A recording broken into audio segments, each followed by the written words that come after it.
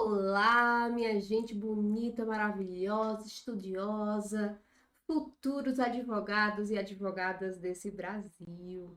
Hoje nós temos uma aula muito legal que eu sei que vocês gostam bastante, onde vamos resolver questões discursivas. Qual é o intuito? Que você, claro, aprenda novos temas, revise aqueles que você já viu e pegue vários macetes comigo sobre como desenrolar a resposta de uma questão. A ideia aqui é a seguinte: eu vou mostrar a vocês a questão, nós vamos ler juntos, né? O enunciado, as alternativas. Vocês vão pausar, faz rapidinho o esboço, precisa fazer completo não, mais rápido. Faz um esboço assim, quais são as palavras que você lembra, tem algum princípio, qual é o artigo, tudo certinho. Tira de pausa e vê a resposta comigo, ok? A ideia é você seguir de uma forma um pouco mais contínua. Não impede, né, de você, por exemplo, parar agora essa aula e aqui embaixo, no material em PDF, baixar todas as perguntas, todas as questões dessa aula e fazer sozinho. Faça tudo sozinho e depois você volta só para corrigir. Nada impede, ok? Crie a sua estratégia de acordo com a sua rotina, de acordo com o seu desenvolvimento. O autoconhecimento na trajetória é super importante. Beleza? Pois sem delongas, porque quanto mais questões nós resolvermos, melhor. Já vou colocar em tela a primeira questão para a gente iniciar. Combinado? Tá tudo certo aí? Então vamos. Olha aí em tela para vocês a primeiríssima questão. Deixa eu pegar minha canetinha para irmos com tudo. Ó, Ana foi aprovada em concurso público para o provimento do cargo administrativo de técnico de ensino médio, em âmbito federal, no qual veio a adquirir estabilidade em 2012.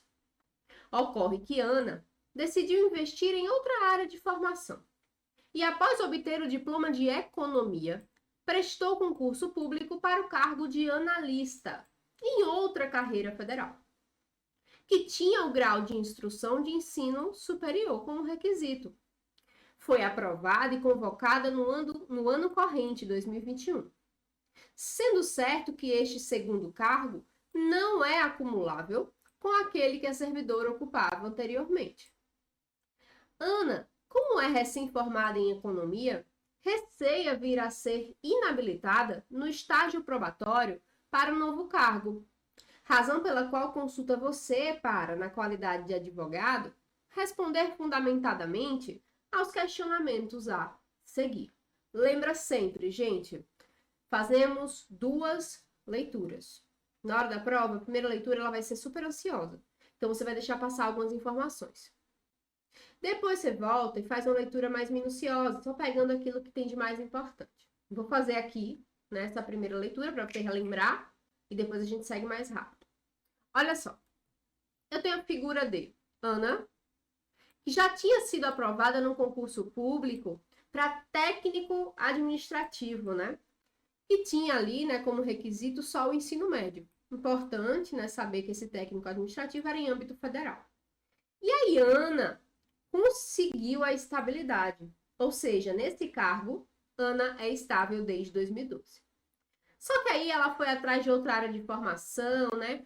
Acabou conseguindo um diploma em economia e prestou outro concurso. Dessa vez é um concurso para analista em outra carreira, só que também federal. Esse concurso tinha, né, um grau de instrução superior. Ela foi aprovada, foi convocada, isso já em 2021.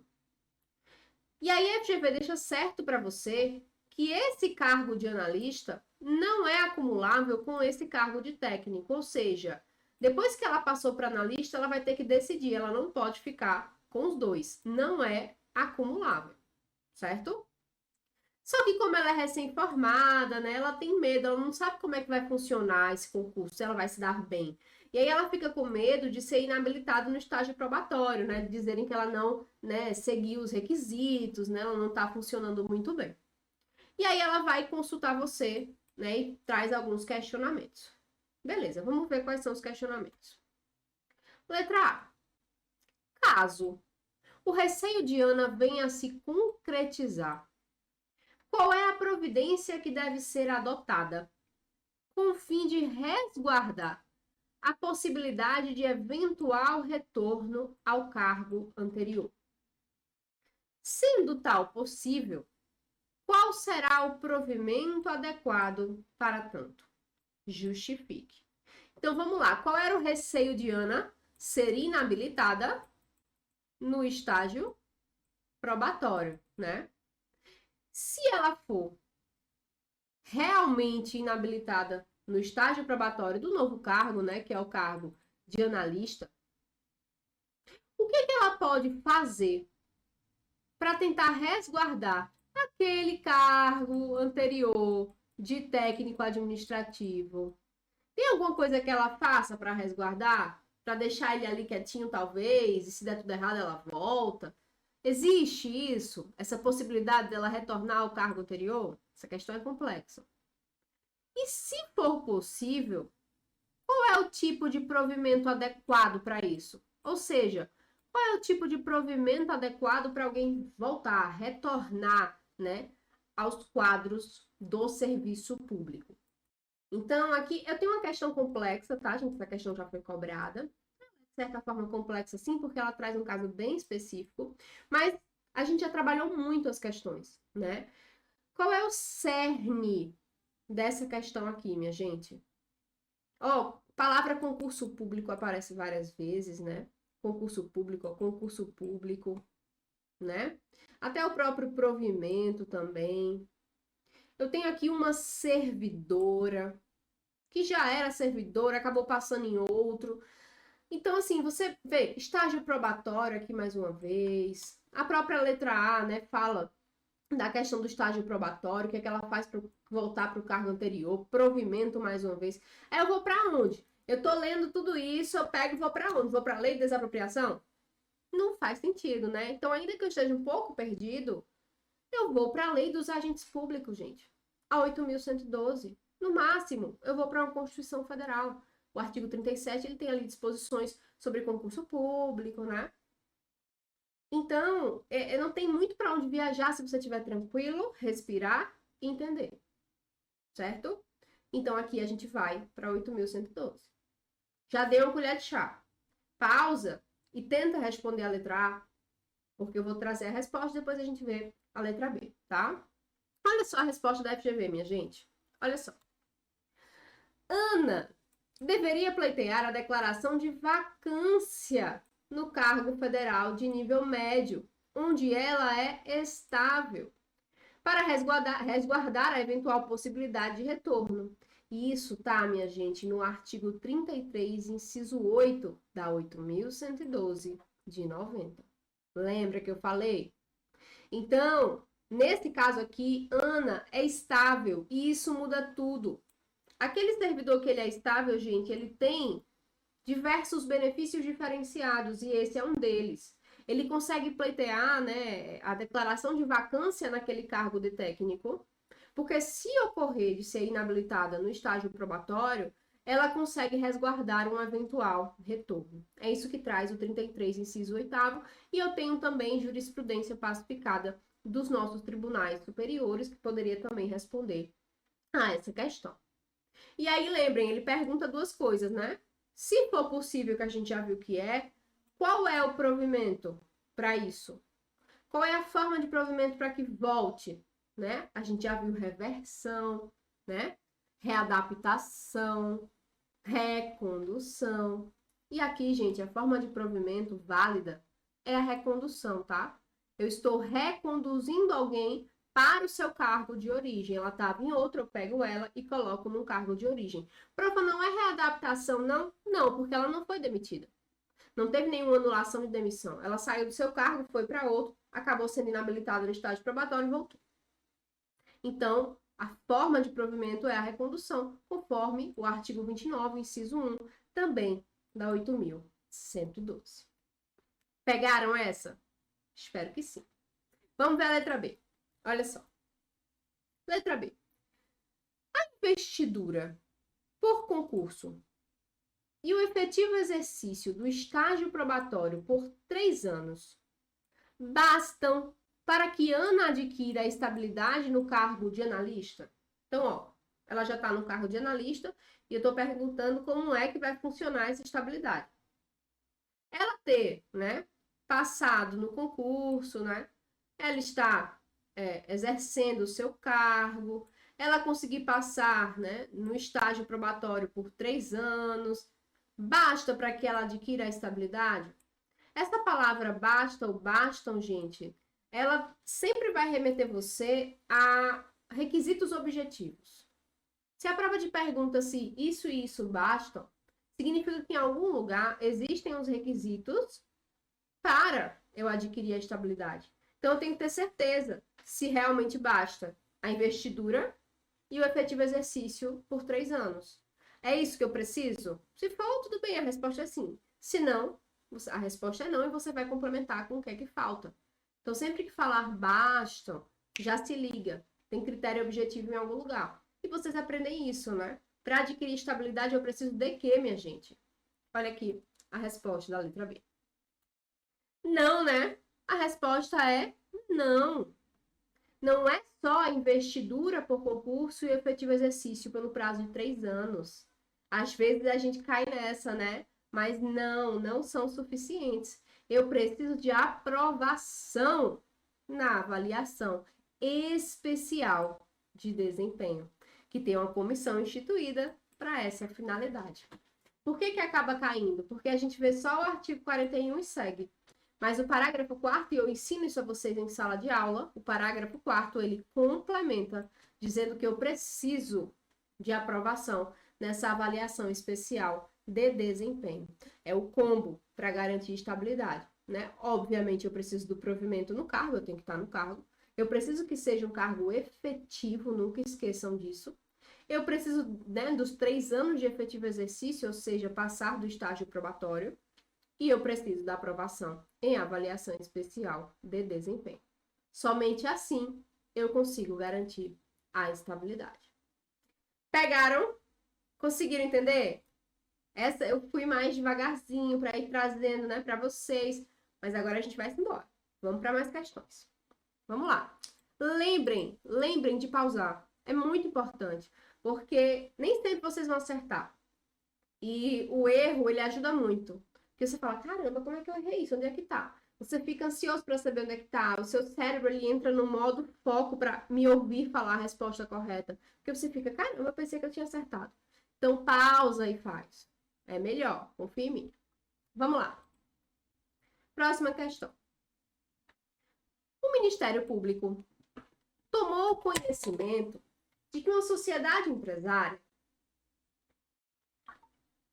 com atuação no Brasil auferiu vultuosos lucros em decorrência da prática de atos lesivos à administração pública estrangeira, na forma descrita em lei. Nas diligências realizadas pelo MP, verificou-se a omissão das autoridades brasileiras competentes para a apuração da respectiva responsabilização administrativa. Considerando que, ao longo dos anos, o único ato voltado para tal fim foi o que delegou a competência a determinado órgão, no intuito de instaurar e julgar o respectivo processo administrativo. Em razão disso, o parque, isso aqui, gente, quando vier isso aqui, é MP, tá? Eu sei que muitos sabem, mas só... Não, tá ridículo isso aqui, deixa eu arrumar. Mas só para ajudar vocês... MP, tá?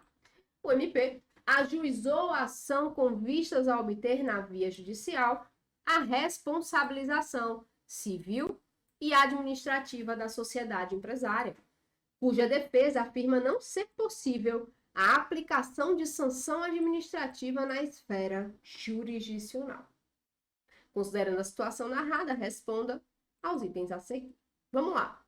Eu tenho o Ministério Público tomando conhecimento de que uma sociedade empresária, ou seja, uma empresa que tem atuação no Brasil, auferiu vultuosos lucros em decorrência da prática de atos lesivos à administração pública estrangeira. Gente, quem está com base formada e prestou atenção em tudo que eu falei, deixa eu aparecer aqui. Ao longo do curso inteiro, porque vocês estão vendo essa aula provavelmente mais para o final, quem prestou atenção em tudo que eu falei, Já levanta a orelhinha aqui. Atos lesivos à administração pública estrangeira. Quem foi que praticou? Uma empresa, um CNPJ. O que é que eu falei, gente? Sempre que eu tiver um CNPJ, uma empresa, praticando um ato lesivo à administração pública, eu posso, né? Tá errada que eu ainda vou continuar, mas a primeira coisa que eu penso aqui nesse primeiro parágrafo, gente, é correr para 12.846 para a lei anticorrupção, né? É o que faz mais sentido. Não é um agente público praticando um ato lesivo. Se fosse, era bem comum que estivesse na lei de improbidade. Aqui é uma empresa praticando um ato lesivo à administração pública. E ainda melhora, né? Estrangeira, né? A administração pública estrangeira nos remete bastante a 12.846. Beleza. Aí, nas diligências realizadas pelo MP, acabou verificando se há omissão das autoridades brasileiras competentes para apurar essa responsabilização administrativa. Já, né, aqui, mais uma vez, nos remete a 12.846. Considerando que ao longo dos anos, o único ato voltado para isso foi aquele que delegou competência a determinado órgão para instaurar e julgar o respectivo processo administrativo. Já levanta a orelha aqui, provavelmente tem alguma pergunta com relação a isso, né? Poderia ter delegado essa competência? Né? Senão esse aqui não viria. Aí, né, o MP ajuizou uma ação para obter, na via judicial, a responsabilização civil e também administrativa dessa sociedade empresária. E a defesa dela afirma que não é possível aplicar uma sanção administrativa na esfera jurisdicional. Mas lembrem, a regra é a independência entre as instâncias. Então não tem isso não, porque uma sanção administrativa só pode ser aplicada na administrativa. A regra é a independência entre as instâncias. Mas vamos ver, né, o que é que a FGV perguntou. Olha só. Letra A. Para o processamento e julgamento na esfera administrativa, é possível a delegação de competência? Olha aí, falei o quê? Então, para processar e para julgar na esfera administrativa, eu posso delegar competência? Eu não tenho muita informação, né? Ele disse aqui, ó. Cadê? Ele disse aqui que a autoridade brasileira competente delegou competência a determinado órgão, nem disse qual era, no intuito de instaurar e julgar o respectivo processo administrativo. A pergunta é genérica e simples. Para o processamento e julgamento na esfera administrativa, é possível a delegação de competência? Você já fez? Faça para não pegar spoiler comigo, tá? Porque eu vou responder a letra A. Gente, é possível. A resposta é sim. Lembrem, se a pergunta é direta, tem que colocar sim ou não, tá? A instauração e o desenvolvimento dos processos administrativos para apurar a responsabilidade de uma pessoa jurídica pelos atos lesivos à administração pública estrangeira podem ser delegados. E isso está no artigo 8º, parágrafo 1º, olha aí, da Lei 12.846 de 2013, a Lei Anticorrupção. Então, ainda que essa pergunta seja super específica, na verdade, genérica, né? Específica e genérica ao mesmo tempo, se você sabia que tinha que correr para 12.846, você conseguiria, de alguma forma, chegar nessa resposta. Então, sim, essa delegação também é possível, né? Dentro da 12.846. E a letra B? Vamos lá. Letra B. Quase que eu dei spoiler. O judiciário pode aplicar penalidades relativas à responsabilização administrativa almejada pelo Ministério Público? Ó, o Poder Judiciário, ou seja, eu vou ter um juiz, né? Ele pode aplicar penalidades relativas a essa responsabilização administrativa da 12.846, essa responsabilização que o MP quer, pode ser feita no judiciário? A resposta é sim, minha gente. Eu já tinha dado spoiler, né? Nas ações ajuizadas pelo MP, né? Eu posso aplicar as penalidades previstas no âmbito da responsabilização administrativa, desde que eu comprove a omissão das autoridades competentes para promover a responsabilização na respectiva esfera. Então, o enunciado ele traz toda uma narrativa, né, de que as autoridades competentes estão sendo omissas, não estão fazendo nada, a única coisa que fez foi a delegação para instaurar, para julgar, mas não está fazendo nada para responsabilização na esfera administrativa. Então, havendo essa omissão, a própria 12846, no artigo 20, me diz que eu posso recorrer, né, ao poder judiciário. Da mesma forma que eu poderia complementar, né, eu poderia me amostrar, né, trazendo a indisponibilidade jurisdicional, né, o poder judiciário ele está lá e qualquer um, né, pode procurar. Beleza? Foi? Seguindo, vamos mais uma. Vamos lá. Ó, a Sociedade Empresária Viagem Certa S.A., concessionária de serviços de transporte ferroviário, vem descumprindo reiteradamente uma série de obrigações constantes no contrato, relativas à manutenção dos trilhos.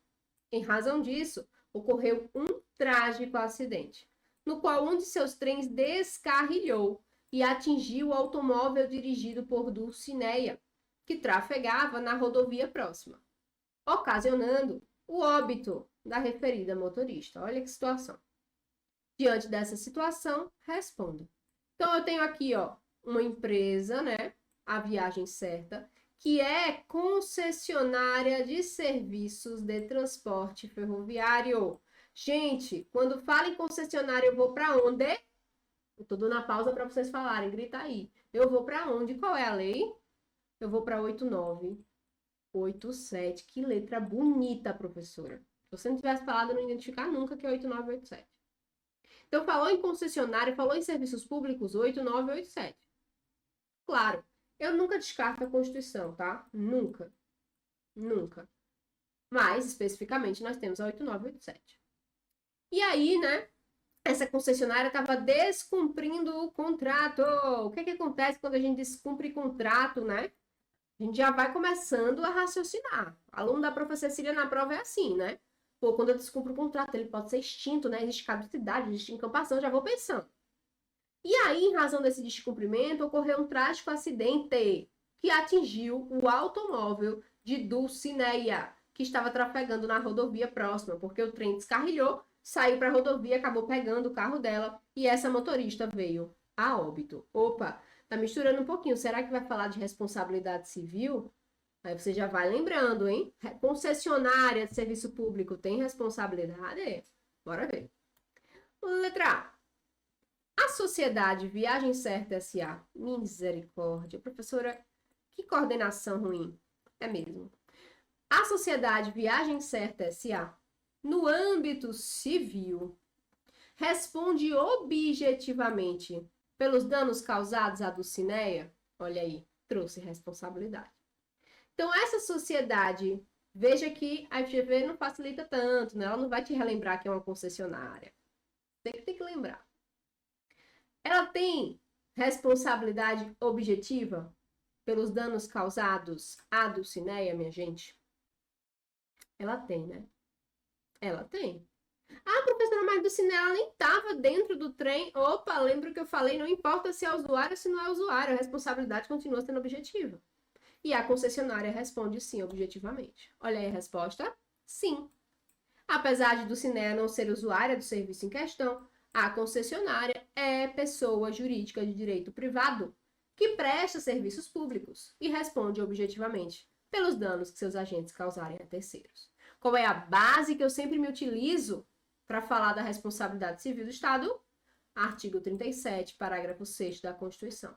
Gente, isso aqui é a resposta que a FGV trouxe, tá? Mas a profa pede que vocês sempre complementem. Falou de responsabilidade civil, você faz igual no mérito. O que eu posso trazer aqui mais? Eu posso trazer o artigo 43 do Código Civil, né? Aqui, como fala de não ser usuária de serviço, eu posso meter aí minha jurisprudência, eu lembro que isso é juris do STF, a profa falou comigo. Eu devo também trazer o artigo 25 da 8987, que traz, né, a responsabilidade da concessionária especificamente na Lei de Serviços Públicos. Então, eu posso me amostrar mais. Porque se der a doida na FGV e ela quiser, numa próxima questão parecida com essa, cobrar outra coisa, ela pode. Ela não está vinculada, né, a cobrar só o que ela já cobrou. E eu acho, né, o artigo 37, parágrafo 6º, é a nossa base constitucional, a Constituição está lá prevalecendo, mas é super genérico, né? Dá para deixar mais específico com esses artigos aqui. Então, se amostrem para garantir pontuação. Ok? E a letra B? Ó, qual seria a modalidade de extinção do contrato de concessão cabível, em razão do descumprimento das obrigações pela sociedade? Quando é o particular que descumpre, qual é o nome que eu dou para essa extinção? Tá fácil, tá? Tá fácil, olha aí. Estamos diante da caducidade, minha gente. Descumprimento das obrigações de manter os trilhos, né, corresponde à inexecução do contrato, de modo que a modalidade da extinção do contrato cabível é a caducidade, que está no artigo 38 da 8987. Essa foi fácil. Essa foi fácil. Ok? Entendido? Deixa eu ver meu tempo. Eu acho que dá tempo de fazer mais uma. Bora fazer? Bora. A gente é vida louca. Vamos lá. A associação Viva o Verde, constituída há 5 anos, destina-se a promover boas práticas para a proteção do meio ambiente e visa a qualificar-se como Organização da Sociedade Civil de Interesse Público, um OCIP, para fins de formalizar a respectiva parceria com o governo federal. Mas está com fundadas dívidas acerca do tema, em razão do que consulta sua assessoria jurídica. Diante desta situação hipotética, responda aos itens a seguir. Tô em cima, tô. Ó, eu tenho uma associação, é o nome dela, Associação Viva Verde, diz que ela é constituída há 5 anos, ela tem o intuito de promover boas práticas de proteção ao meio ambiente e ela quer se qualificar como uma OCIP. Profa, quando chega um tema assim, OCIP, né, OS, OSC, né, o que eu faço? Eu vou para onde, hein? Nós temos para cada uma delas legislações específicas. E eu trouxe isso na segunda aula de tópicos complementares. Aqui, na organização da sociedade civil, eu tenho legislação específica.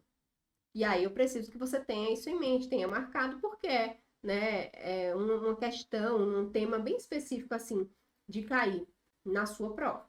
Preciso que você esteja ciente disso. Especificamente aqui na OCIP, eu tenho a 9.790.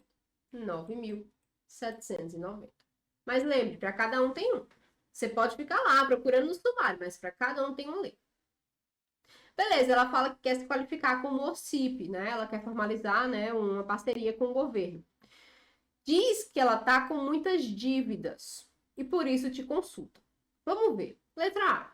A qualificação pretendida pela Associação Viva o Verde é ato discricionário? Justifique. Olha aí porque é importante estudar.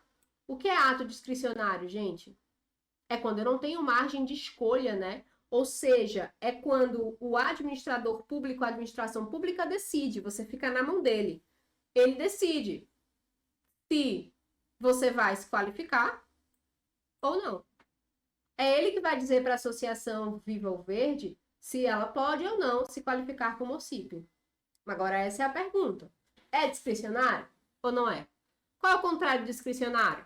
Vinculado, né? Quando eu estou vinculada a critérios objetivos. Nesse caso, essa qualificação é discricionária? Você vai correr para 9.790 e vai achar. E a resposta é não. A qualificação como OCIP é um ato vinculado. Isso está logo no comecinho, no artigo 1º, parágrafo 2º da 9.790 de 99. Profa, Essa lei é muito específica, eu não me lembrei na hora. Vai uma dica aí para você. Como é que pode, gente, uma qualificação, eu me qualificar em algo, eu me transformar em algo, ser discricionário? É muito difícil, né? Normalmente, para que eu me qualifique, eu tenho que demonstrar que eu estou qualificada. Então, existem requisitos objetivos, então é vincular. Então, vai aí. Se você não chegou a encontrar a lei, ou entrou na lei e não achou o artigo, coloque o que você sabe. Coloque o que faz sentido aqui. Faz sentido ser discricionário isso? Não. Aí você desenrola. Não. A qualificação como OCIP é um ato vinculado que exige requisitos objetivos. Entende? Então, desenrole, não fique travado, não. Nem toda questão você vai responder 100%. A prova vale 10, você tem que tirar 6. Então, você pega ponto aqui, pega ponto aqui, pega ponto aqui e passa. Beleza? Vamos lá. Letra B de bola. Qual é o instrumento adequado para a formação do vínculo de cooperação entre as partes no âmbito dessa parceria pretendida? Ou seja, para que eu me qualifique como OCIP, qual é o instrumento adequado para formar esse vínculo com o governo? É um contrato? Como é? Eu estou na 9.790, eu vou achar a resposta lá, gente. E a resposta é que o instrumento adequado para que eu me qualifique como OCIP, né, para que eu, de certa forma, tenha um contrato com o poder público, é o termo de parceria. E isso está lá no próprio artigo 9º e nos seguintes também, da 9.790. Aqui, como a gente tem um artigo 9º que trata, né, o artigo 9º e seguintes, né, que tratam somente do termo de parceria, a resposta poderia estar no 9º, no 10º, no 11º, né? E aí, por isso, a FGV aceitou 9º e seguintes e aceitou também do artigo 9º ao artigo 15b. O que é que eu gosto bastante de pedir a vocês quando acontece isso, profa?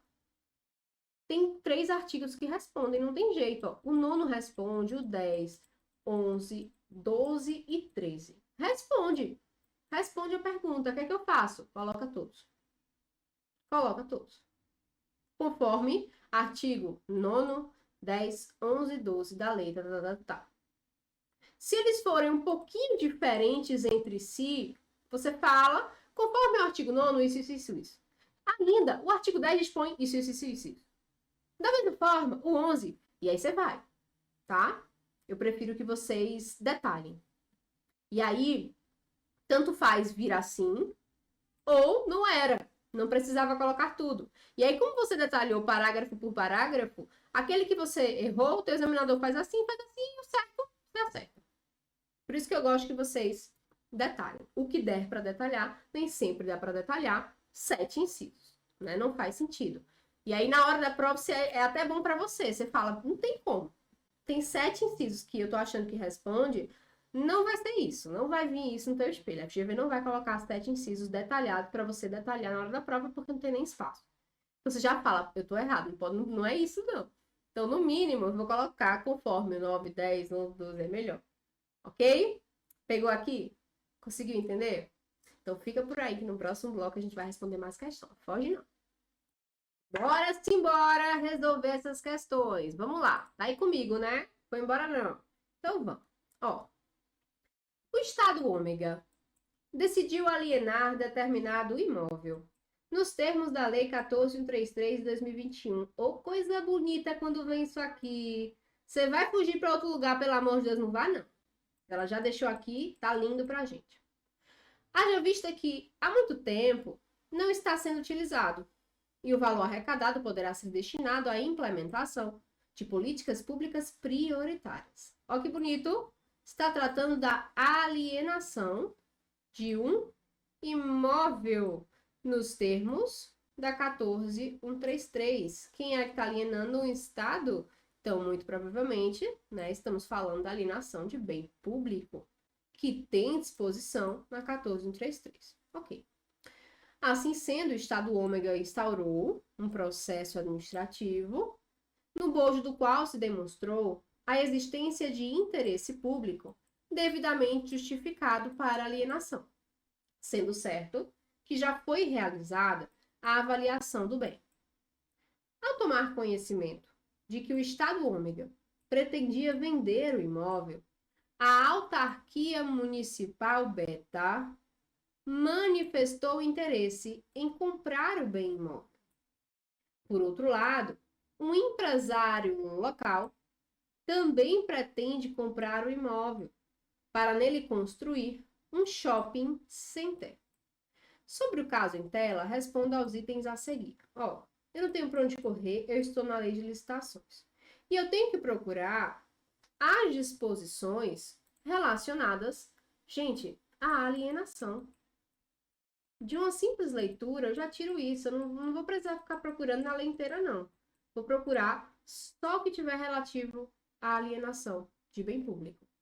Eu nem vi as alternativas, mas ele cita como é que funcionou, e aí você tem que, né, prestar atenção para ver se foi certinho, se realmente foi só precisa do processo, do interesse público, né? A avaliação precisa de mais alguma coisa. E traz também aqui uma situação peculiar, ele fala dos compradores. Diz que tem uma autarquia municipal querendo comprar e o empresário local também querendo comprar. Então, eu tenho aqui a administração, autarquia indireta, né? E um particular, um empresário. Beleza. Vamos ver o que é que a FGV quer da gente. Letra A. É lícita a venda do imóvel sem licitação para a autarquia municipal Beta? É uma pergunta direta, né? Aqui ele disse que o Estado Ômega tinha decidido alienar determinado imóvel nos termos da 1433. Remete a gente à licitação, mas é importante ver. Precisa? E aí ele pergunta: é lícito vender o imóvel sem licitação para a autarquia municipal Beta? Eu vou atrás. Qual é a regra? Com licitação, sem licitação? Será que a regra é ter licitação, mas tem exceções? Será que tem alguma exceção por se tratar de uma autarquia, né? Faz parte da administração indireta? É isso que você vai procurar. E você vai achar que a resposta é sim, que é lícita sim. A venda do imóvel do Estado Ômega para essa autarquia municipal é lícita, mediante dispensa de licitação. É regra específica. Desde que haja prévia autorização legislativa, na forma do artigo 76, caput, e também do inciso 1, a linha E, da 14.133/2021. Então, sempre preste muita atenção com relação a essa pergunta. Eu tô aqui? Eu sempre esqueço, tô. Sempre preste atenção. Se pergunta para você se dá para alienar sem licitação, dá para contratar sem licitação, muito provavelmente existe uma regra e existe uma exceção, certo? Principalmente quando falamos em licitação, porque nós temos a inexigibilidade e a dispensa. Então, existem casos onde não é preciso licitar. Se alguém te pergunta se eu preciso licitar ou não, você vai ver a regra e você vai correr nas exceções também. Aqui no caso da alienação, eu tenho o caso específico de estar no artigo 76, mas em qualquer outro caso, inclusive nesse, você vai no 74 e no 75, você vai na inexigibilidade, você vai na dispensa, dá uma olhadinha. Como aqui tratava de alienação, você não tinha nem como ir para outro lado, porque tá lá bem grande, né? Capítulo da alienação, não tem como. E aí aqui, você tem o 76 dando uma regra, mas o inciso 1, ele traz a exceção, ele diz os casos de dispensa. E a linha E dispensa justamente, né, nesse caso aqui da venda para essa autarquia municipal. Então, existe dispensa sim, ok? Sempre que falar disso, procure. O que tem regra tem exceção. Ok. Letra B. É lícita a pretensão do empresário local de comprar o imóvel sem licitação para construir um shopping center? Justifique. Essa pretensão do empresário local particular de comprar um imóvel sem licitar para construir um shopping center É lícita? Faz sentido? Perceba que a primeira coisa que a gente vai pensar é, quando a gente responde a letra A, a gente fala, com certeza não deve ser, né?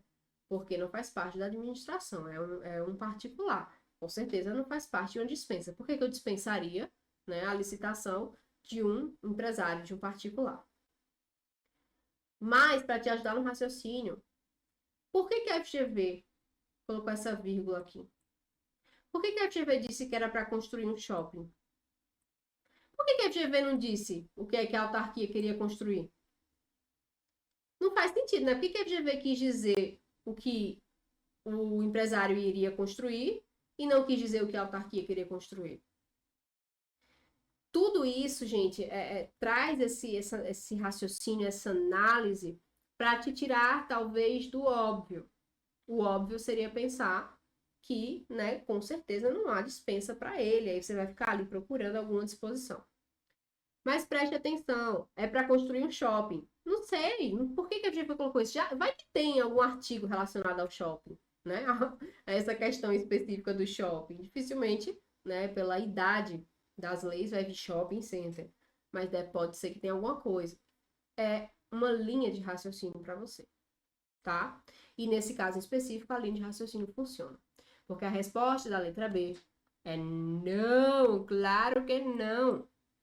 O empresário local, ele não pode comprar o imóvel sem prévia licitação para construir um shopping center, porque não estão presentes as hipóteses legais de dispensa nem de inexigibilidade de licitação, previstas no artigo 74 e 75, ambos da Lei 1433 de 2021. Ou poderia usar também o artigo 76 caput e inciso 1 da 14133. Essa letra B foi muito complexa, eu lembro dela na época, porque ele pediu uma resposta que eu até tentei trazer uma interpretação, um raciocínio para vocês, mas ele pediu uma resposta óbvia, uma resposta simples. Não tem um artigo dizendo que precisa sim que um particular, né, tenha licitação. Não tem um artigo. A gente deduz e sabe que se não faz parte dos casos de dispensa e não faz parte dos casos de inexigibilidade, é porque precisa. E aí muitos não tiveram essa jogada, né? Óbvio que a resposta é não, óbvio que ele precisa licitar. Mas a FGV, não concordo muito, ela pediu e ela cobrou que você citasse o 74, o 75 ou o 76, inciso 1, num formato contrário, né? Para você dizer, ó, como não está no 76, inciso 1, que traz os casos de dispensa específicos da alienação, significa que não está dispensado, ele tem que listar. Só que a gente está acostumado a encontrar um artigo específico que me dissesse que um particular ou que um empresário deve licitar na modalidade tal. Só que às vezes acontece de não existir e a gente tem que fazer esse raciocínio um pouco contrário. E aí lembrem, isso pode acontecer, por isso que é importante estudar e treinar. Porque você fazendo essa questão aqui comigo, chega uma coisa parecida na prova, você fala, eu lembro que a FGV já fez isso uma vez, eu não vou cair não. Então treino é isso. Quem não treina, se prejudica no final. Tá bom? Vamos, mais uma questão. Vamos lá. A União fez publicar um edital de licitação na modalidade concorrência para uma grande obra de infraestrutura, inicialmente orçada em 300 milhões de reais. A caracterizar, portanto, um contrato de grande vulto nos termos da nova lei de licitações. Ai, que coisa linda! Nova lei de licitações já me ajuda, né? Aplicável à hipótese. A sociedade empresária Constru de Tudo S.A. visa participar do certame, mas depois da leitura do edital ficou com muitas dúvidas acerca de alguns pontos, razão pela qual buscou a sua assessoria jurídica a fim de esclarecê-las. Diante dessa situação hipotética, respondo. Então, ó, eu tenho a União publicando edital de licitação, já me disse que a modalidade é concorrência e deixou claro para mim que é um contrato de grande vulto. Preste atenção, as disposições de um contrato de grande vulto são diferenciadas. Eu tenho artigos e incisos específicos que podem ser diferentes, né, da regra, quando eu trato de um contrato de grande vulto. É por isso que ela deixou isso aqui bem claro. Vamos ver. Letra A. O edital em questão deveria contemplar a matriz de alocação de riscos entre contratante e contratado. Você vê que não trouxe muita coisa do enunciado. E, gente, isso vale de dica para vocês. As questões de licitação são assim. Questões de licitação são eminentemente pesquisa, manuseio de VAD. Você vai ter que pegar aqui uma palavrinha-chave da alternativa A e vai ter que caçar no VAD MEC. Palavrinha-chave ou frase, matriz de alocação de riscos. Edital, então vai na parte aí da 1433, que fala ainda do edital, ou seja, não vai estar para o final, vai estar um pouco mais no começo, né? Olha o raciocínio.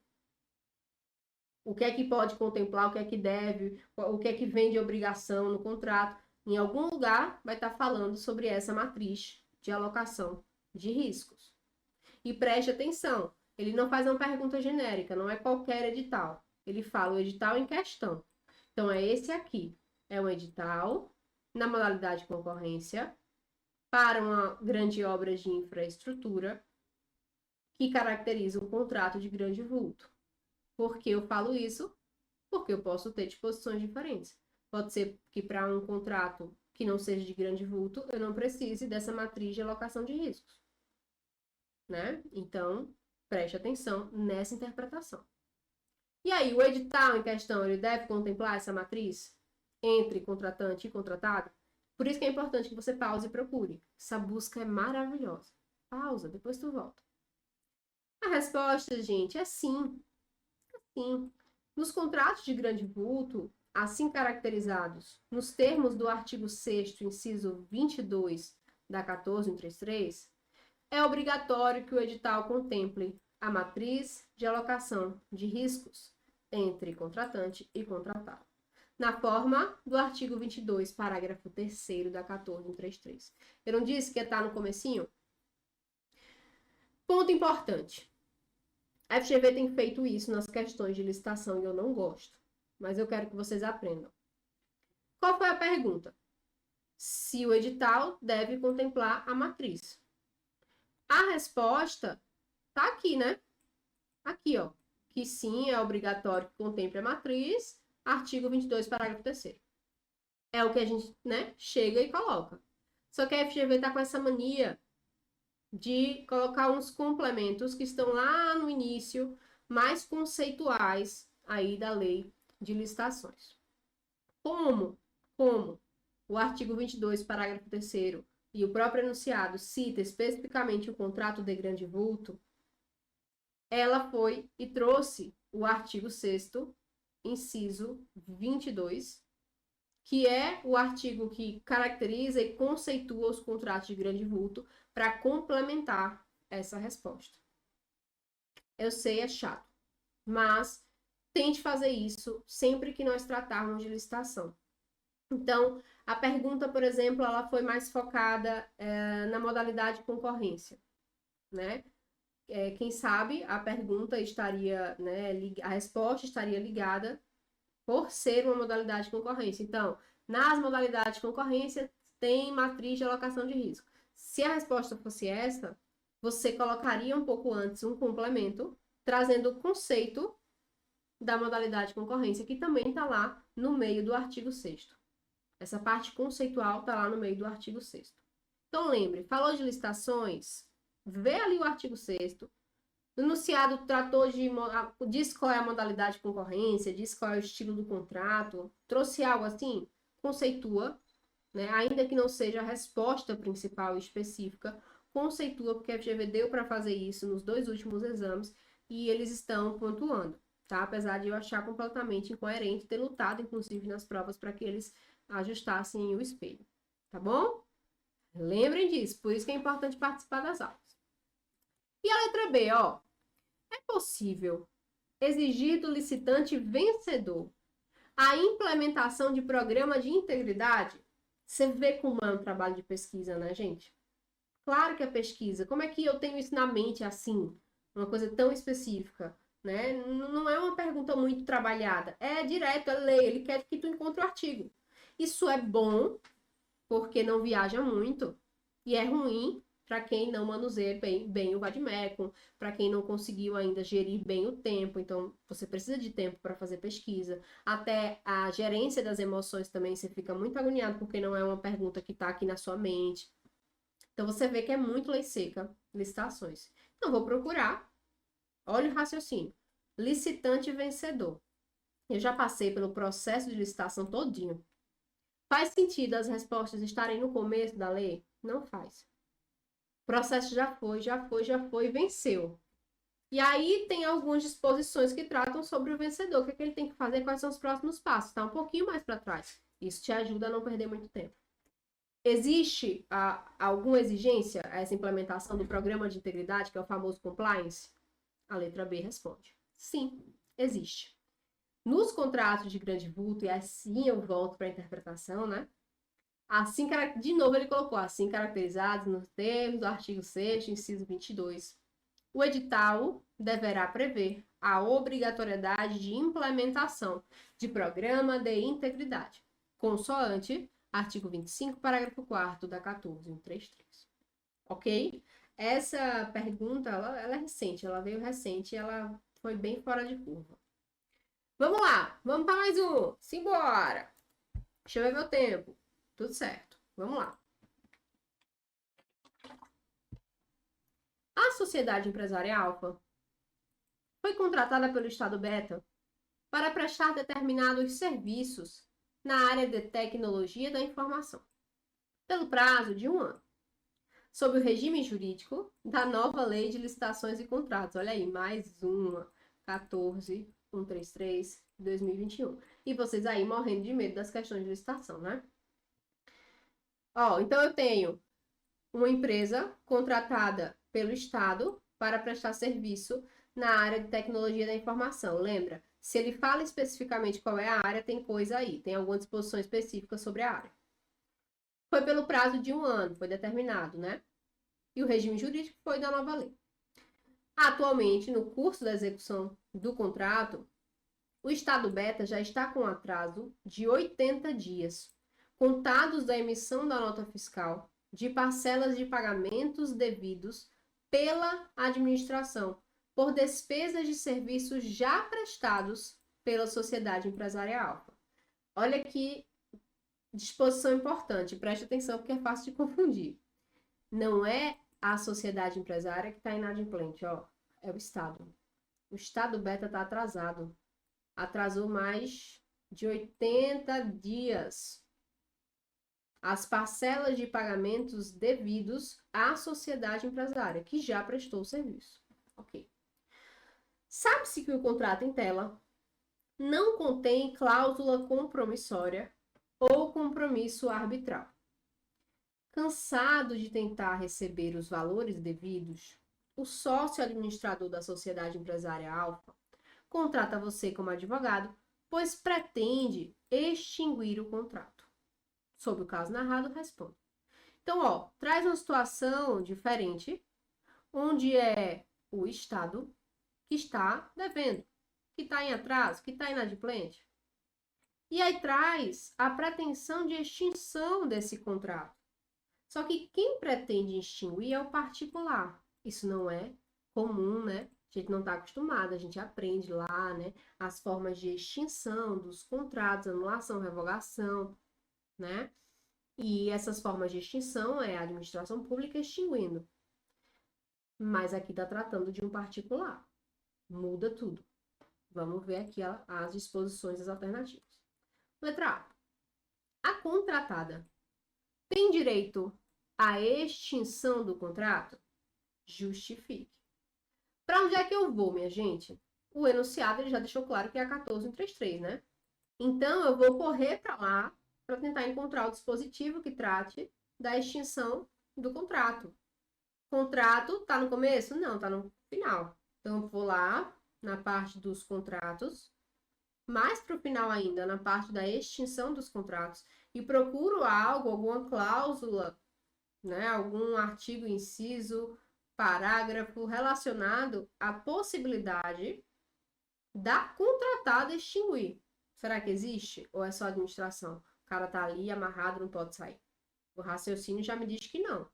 Então, alguma coisa vai ter.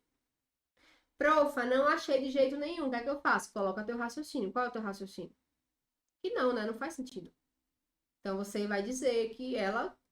Você vai argumentar, ainda que você não encontre. Mas você encontra sim. Um trabalho bom de manuseio de VAD, você encontra sim, tá? E aí, você chega na resposta. A contratada, ela tem direito de extinção do contrato?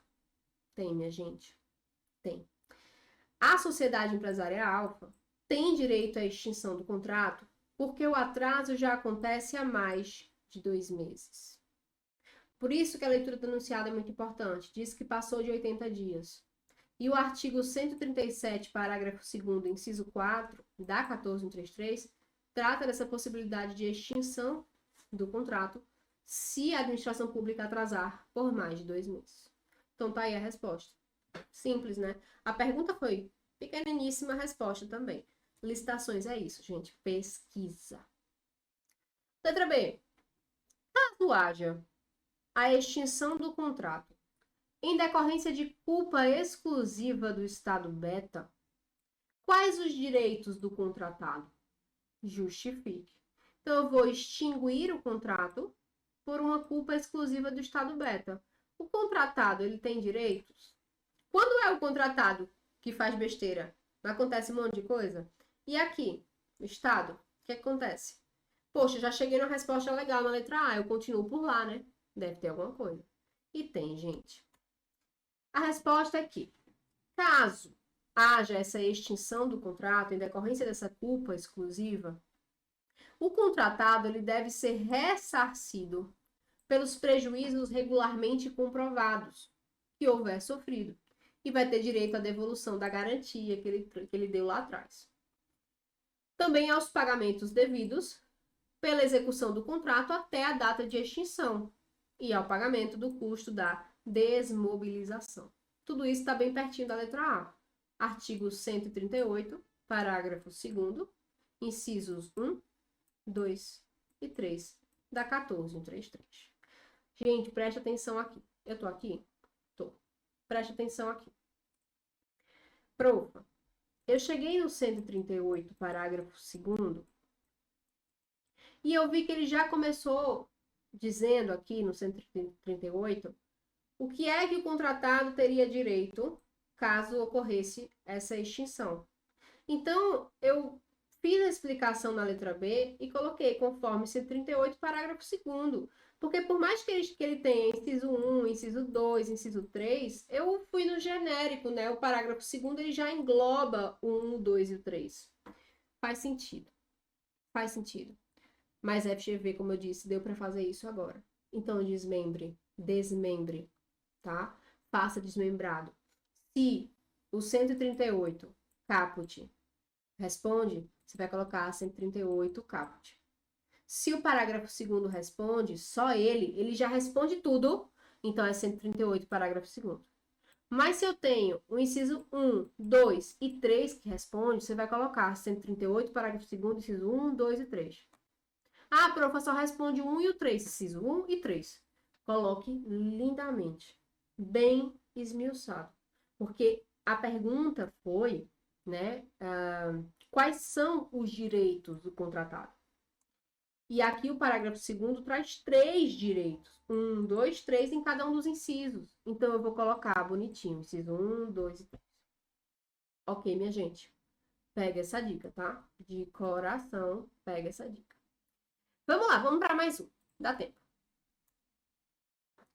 Jaqueline é servidora pública ocupante de cargo efetivo em determinado Tribunal Regional Federal. E atualmente é a responsável pelo controle interno do tribunal. Ó, já paro aqui. Eu tenho uma servidora pública que tem cargo efetivo Essa informação de cargo efetivo geralmente não é relevante. Então, para estar aqui é porque tem alguma coisa. E ela trabalha no TRF. Atualmente, ela é responsável pelo controle interno nesse TRF. Ok. Fala um pouquinho, começou a falar um pouquinho aqui de controle, né? Mas vamos ver. No exercício das suas funções, Jaqueline tomou conhecimento de ilegalidade consistente em fraude em contrato administrativo celebrado pelo tribunal com determinada sociedade empresária. Pode ser que alguns de vocês já tenham visto essas questões aqui, essas últimas, tá? Se você for da repescagem, mas você revisa comigo. Que causou dano erário no valor de 600 mil reais. Então, ela era responsável pelo controle interno, tomou conhecimento de uma ilegalidade. No entanto, mesmo não tendo nenhuma participação no ilícito, Jaqueline preferiu quedar-se omissa, preferiu ficar omissa, e sequer deu ciência da ilegalidade ao Tribunal de Contas. Sequer. Gente, sequer já é um deboche, né? Já é um deboche. E sequer deu ciência. Se isso fosse lícito, certo, o FGV não ia colocar o sequer. Sequer você já está debochando, tá falando, olha como ela fez errado. Ela sequer deu ciência. Já te traz um argumento. Porque se tu não acha nenhum dispositivo, tu usa o sequer. Se a pergunta for, ela poderia realmente ter ficado omissa? Você fala, não, jamais. Você argumenta, dá o teu jeitinho brasileiro. Esse sequer é um deboche, te ajuda. Caso você não encontre nada, nenhuma resposta. Tá? Te ajuda, olhe a interpretação. Vamos lá. No caso em tela, em matéria de controle da administração pública, olha aí, ó. Deixou a gente um pouquinho mais específico, né? Ajuda, a gente apaga outras coisas e presta atenção nisso. Com base no texto da Constituição Federal, responda as perguntas a seguir. Essa pergunta é muito boa e tanta gente errou. Gente, a FGV, ela disse para você responder com base na Constituição Federal. Se a FGV mandou você responder com base na Constituição, tu vai procurar a resposta aonde? Na Constituição. A resposta está em outro lugar? Não está, não. E ainda que esteja, você pode usar para complementar, já ensinei. A específica, que é mais fácil de vir no espelho, que tem mais chance de vir no espelho, é o que tiver na Constituição Federal. Se ele fala para você ir com base na 1433, com base na Constituição, a resposta está lá. Não adianta argumentar. Não adianta. Ah, mas tem essa resposta lá na 8.112. Tem. Seria legal você colocar, você achou. Mas ele pediu com base na Constituição. Então você vai ter que achar alguma coisa da Constituição e não adianta brigar com a FGV com relação a isso. Ok? Preste atenção. Preste atenção no comando da questão. Vamos ver. Letra A. Jaqueline, como agente público responsável pelo controle interno, pode ser responsabilizada pela sua omissão? Justifique. Então, veja, eu estou em sede de controle da administração e eu quero a base da Constituição Federal. Profa, o que é que eu faço? A Constituição é gigante, hein? Vou ter que ir um por um, é porque eu estou perdido. Quando nós falamos de controle, se você prestou atenção na aula, você já sabe disso. Eu sempre menciono artigos que são de praxe. 70, 71, 72 e por aí vai. Antes do 70 é difícil ter alguma coisa. Então, falou em controle, a gente tem disposições lá. Que começa ali as competências, né? Do controle do TCU, né? E enfim. Então, a pergunta é, Jaqueline, como agente público responsável pelo controle interno, pode ser responsabilizada pela sua omissão? Por mais que você fique, e aconteceu com os alunos dessa prova, alguns, encasquetado e fale, pô, agente público, 8.112, lembra, pediu Constituição, tá lá a Constituição, não tá no 8.112. Quando você for para a Constituição, você vai achar a resposta, que tá no 74, parágrafo 1º, exatamente como eu ensino a vocês. e ensinei, e sempre ensinei, muito antes dessa questão cair. Então, ó, sim, Jaqueline, como agente público responsável pelo controle interno, ao tomar conhecimento da ilegalidade por fraude, deveria ter dado ciência ao Tribunal de Contas da União. E, diante dessa sua omissão, está sujeita à responsabilidade solidária, conforme artigo 74, parágrafo 1º da Constituição Federal. Ok? B. Quem possui legitimidade para denunciar perante o Tribunal de Contas da União a ilegalidade como narrada acima. Quem é que tem legitimidade para fazer a denúncia perante o TCU dessa ilegalidade? Eu já estou no 74. Eu fico ali, minha gente, naquela linha. A resposta está lá.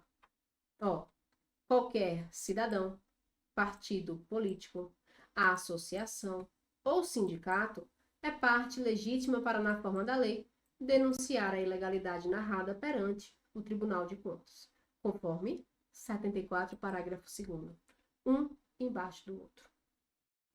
Fez sentido para você o que eu acabei de falar? Espero que sim, essas aulas estão sendo maravilhosas. Vamos para o próximo bloco que a gente vai finalizar. Fica aí, não foge não. E aí, vamos embora resolver mais questões. Vamos lá, olha aí em tela. Determinada sociedade de economia mista estadual fez publicar um edital de licitação, olha aí, para a realização de um serviço de engenharia em sua sede. Vamos lá. Falou em licitação, tá muito cedo ainda, né? Mas falou em licitação, eu lembro de quê? 14133 de 2021, né? A primeira coisa, né, que eu lembro. Só que, ó, preste atenção numa coisa. Preste atenção numa coisa. Eu não terminei ainda não, tá? Nem terminei de ler, mas olha, tô falando para te ajudar como dica. Já começou falando que foi uma sociedade de economia mista estadual que publicou um edital de licitação. E, apesar da primeira coisa que eu penso quando eu vejo licitação ser a 14133, lembra que eu falei para vocês que as empresas públicas e sociedades de economia mista não se aplicam a essa lei? Porque elas têm um estatuto próprio, a 13.303. Então, gente, eu nem sei né, o que vem, mas falou em sociedade de economia mista, falou em licitação, eu vou para 13.303. A resposta não está aqui, certo? Outro ponto importante, lembra, é sempre bom ver isso aqui. O serviço é de quê? É comum, é normal, é engenharia? Porque não faz sentido eles colocarem engenharia se não tiver algo importante. Os serviços de engenharia, eles têm disposições diferentes dos serviços comuns. Então, isso aqui é relevante para você. Então, beleza. Né, ela fez publicar um edital de licitação para realizar o serviço de engenharia em sua sede, no qual foi admitida a remuneração variável vinculada ao desempenho do contratado, com base em metas, padrões de qualidade, critérios de sustentabilidade ambiental e prazos de entrega, devidamente especificados no respectivo instrumento convocatório, respeitado o limite orçamentário fixado pela futura contratante. Beleza. A sociedade empresária Tudo Pronto S.A. tem dentre as suas sócias Fabiana, que não é administradora, mas possui 10% do capital social. Como Fabiana é uma empregada concursada da Sociedade de Economia Mista e a sociedade empresária deseja participar da mencionada licitação, seus representantes consultam você como advogado acerca do tema. Considerando estritamente os fatos narrados, responda. Ó, o que é que eu tenho aqui? Primeiro, eu já vi que é uma licitação numa sociedade de economia mista, então eu vou para 13.303, passou sozinho. Eu vou para 13.303, né? Eu tenho aqui, ainda no primeiro parágrafo, né? Ele narra, né, o que foi que eles acordaram com relação à remuneração. Falou de remuneração variável, vinculado ao desempenho do contratado. Você já começa a pensar, pode? E aqui, ó, começa outra informação. Disse que a sociedade empresária Tudo Pronto, ela quer participar dessa licitação.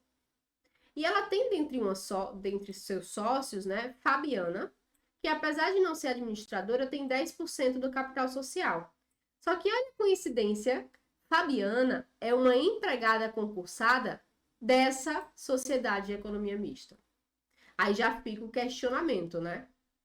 Essa, né, empresa Tudo Pronto, que possui uma sócia concursada, né, na sociedade de economia mista, ela pode licitar? Tem alguma proibição? Tem alguma coisa aí? Porque, poxa, é, né, complicado, né? A mulher já tá lá dentro, enfim, será que ela consegue facilitar as coisas para a empresa que ela é sócia? A gente já começa a raciocinar, tá? Eu sei, gente, que nem chegamos nas alternativas, mas esse raciocínio ele é importante. Vamos lá.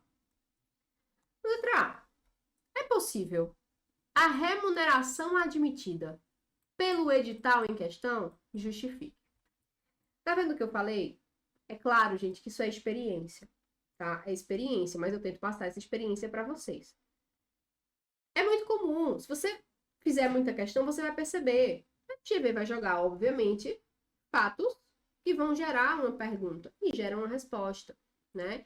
Então, com a experiência que eu tenho, você consegue ter, né? Caso você responda muitas questões, na hora, antes de ver as alternativas, você já consegue identificar ali o que a FGV vai querer na A e na B. Você já consegue. Então, é possível essa remuneração que foi admitida pelo edital? Qual foi a remuneração? Remuneração variável vinculada ao desempenho do contratado com base nas metas, padrões, critérios e prazos de entrega, respeitado o limite orçamentário fixado pela futura contratante. Então, eu vou na 13.303 e vou procurar algo relacionado à remuneração, até encontrar a resposta. E a resposta aqui é sim. E eu já dei spoiler, esqueci de colocar bem no outro. Não lê, não lê. É sim.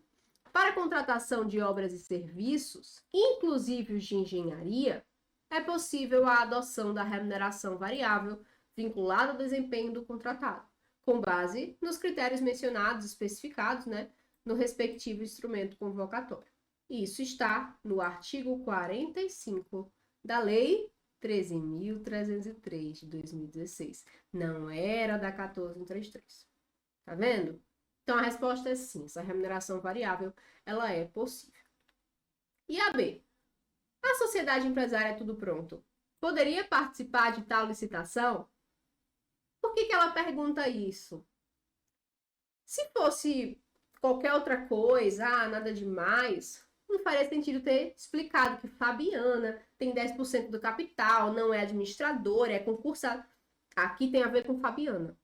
Por causa de Fabiana, a sociedade empresária Tudo Pronto pode participar da licitação?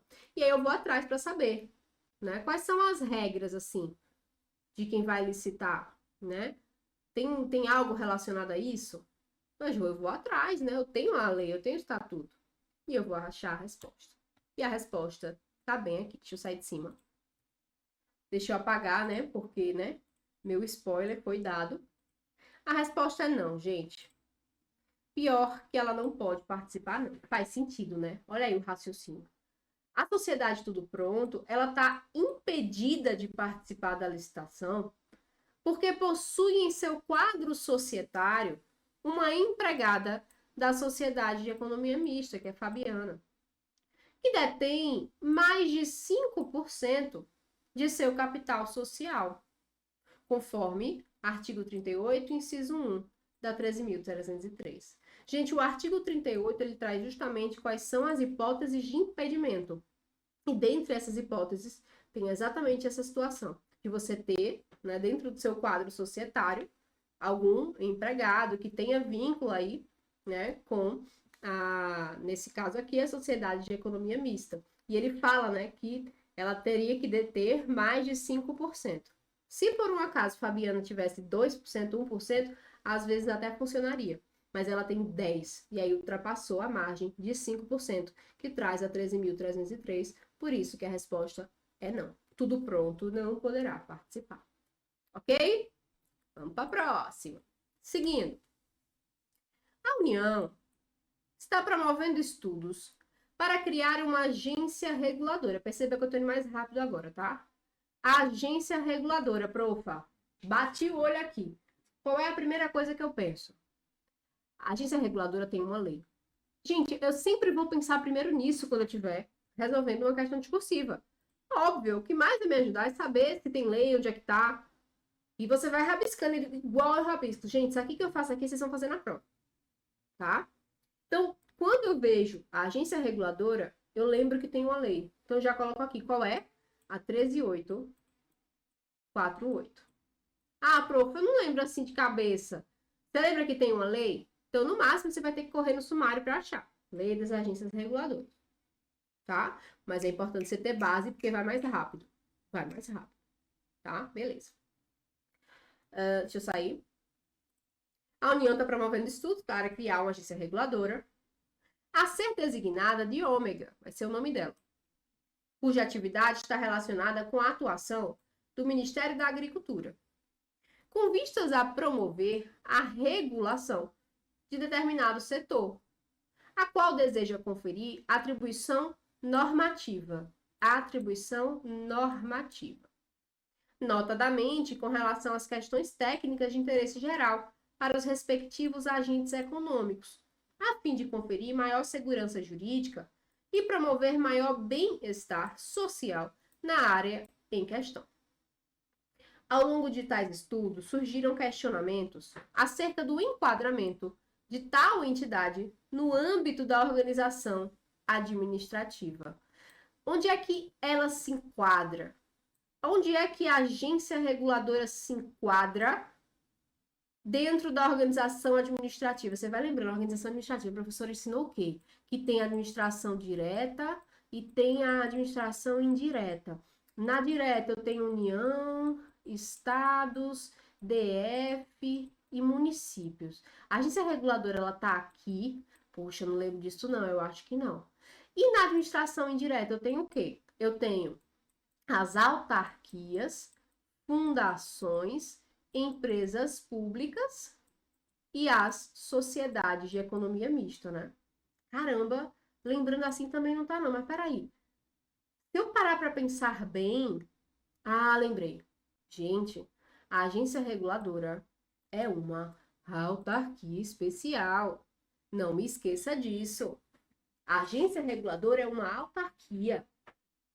Eu posso estar dando já a resposta, né, de alguma alternativa, provavelmente vai vir. Mas eu quero que vocês venham relembrando e revisando aqui comigo, tá? Então, foi um dos questionamentos, né? Onde é que ela se enquadrava na organização administrativa. O outro era quanto à operacionalização dos seus atos normativos. Ele até falou aqui, ó, que queria conferir a atribuição normativa.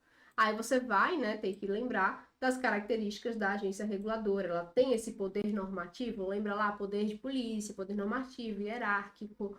Ele é aplicável também à administração indireta, especificamente às autarquias, mais especificamente ainda às agências reguladoras?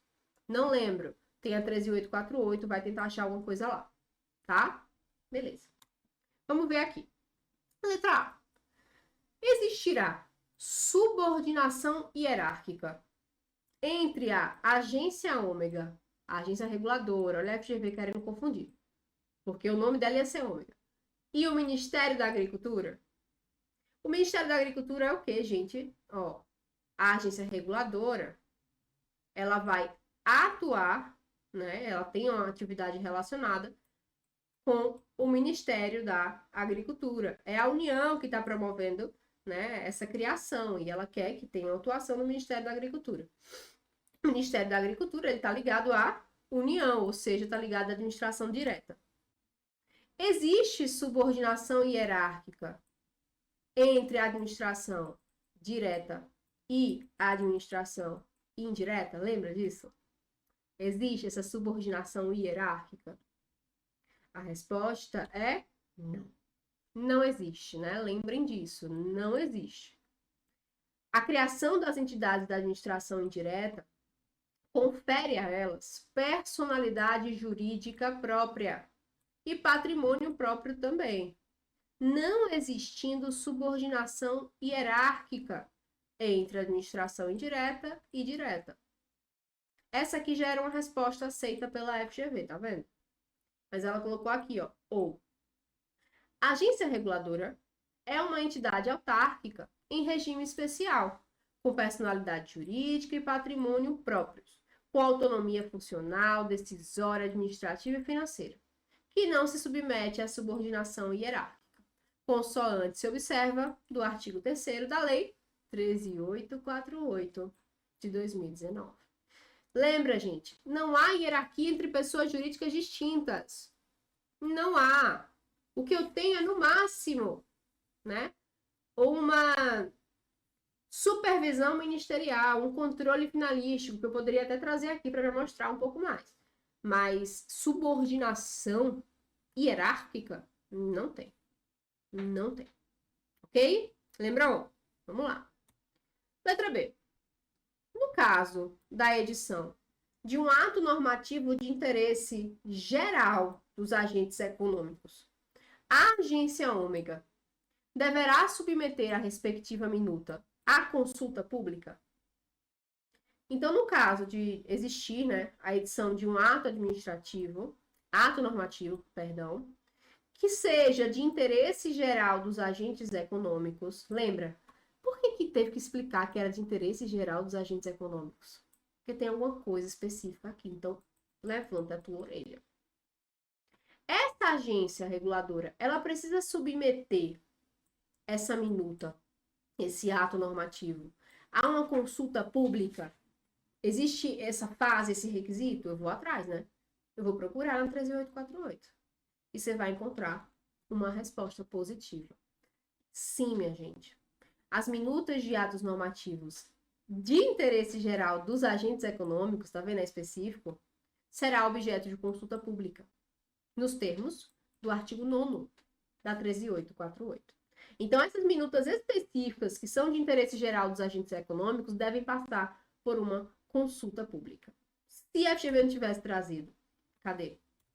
Não tivesse trazido isso aqui, ó, essa resposta estaria completamente diferente. Por isso que eu sempre falo para vocês, a FGV não traz informações em vão. Dificilmente ela traz, e é só para confundir você, também não fique super apegado, não. Mas dificilmente ela traz informações em vão. Beleza? Posso seguir? Vamos para mais um. Vamos lá. Ó, o estado alfa, por meio da Secretaria Estadual de Saúde, após processo licitatório, opa, quer que eu lembro? 14.133, 2021. Até agora eu não vi nenhuma empresa pública nem sociedade de economia mista. Então vai.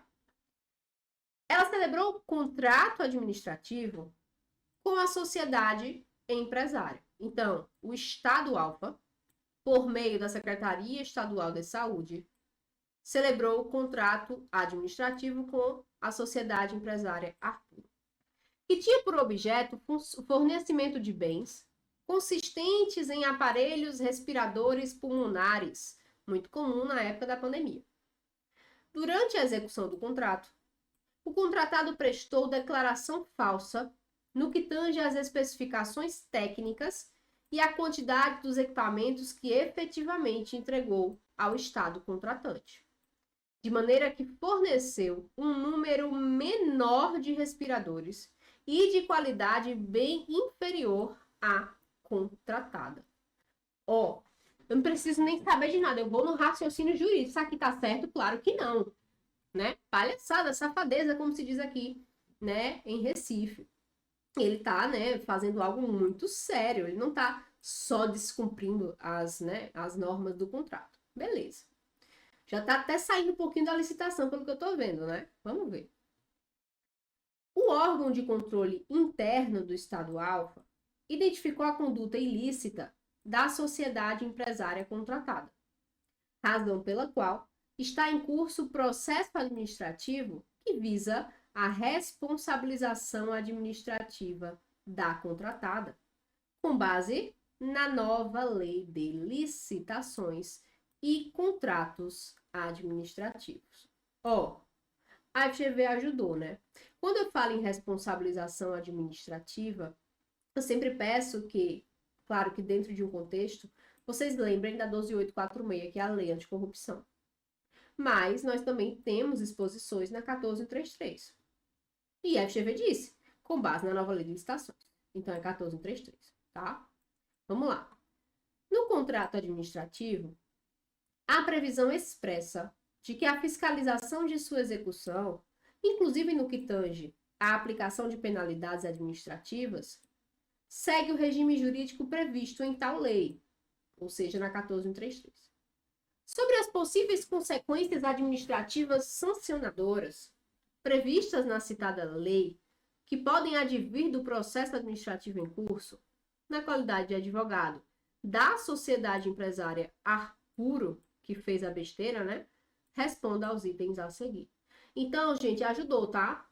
Ajudou. Deixou claro que é a 14.133 e ainda me limitou aí atrás, né? Das sanções, penalidades. Provavelmente as perguntas vão ficar aí, né? Nessa parte. Beleza, vamos lá. Letra A. No bojo do processo administrativo mencionado, além da multa, há possibilidade de ser aplicada outra sanção administrativa à sociedade empresária Arpuro contratada? Então, eu sei que eu estou na 14.133. Pelo meu raciocínio lógico, para não perder tempo, né? Eu vou correr e procurar, né, o capítulo, o título, a seção, que fale das sanções administrativas. E eu vou entender se além da multa, eu consigo aplicar outra sanção para o que ela fez. E justificar. Quando eu chego na 14.133, eu acho a resposta, que é sim. A resposta é sim. A sociedade Arpuro, ela praticou uma infração administrativa prevista no artigo 155, incisos, olha que interessante, incisos 8, 9, 10 e 11 da 14.133. Tá vendo porque eu gosto que vocês coloquem tudo? Porque o 8 faz sentido? Faz. O 9 faz, o 10 faz, o 11 faz? Faz, é a mesma coisa. Então bota. Não tem problema. Da 14.133. Razão pela qual, além da multa como penalidade pecuniária, a contratada deve sofrer sanção legal de declaração de inidoneidade para licitar ou contratar do âmbito da administração pública direta e indireta de todos os entes federativos, conforme artigo 156, inciso 4, cumulado também com o artigo 156, parágrafo 5º da 14.133 de 2021. Isso aqui é um ponto legal para a gente. Sempre que tratarmos de sanções, né, essas infrações aí da 14.133, é importante que vocês deixem a resposta bem robusta, porque é o que a FGV gosta de fazer. Então, veja que a pergunta ela foi relacionada à sanção.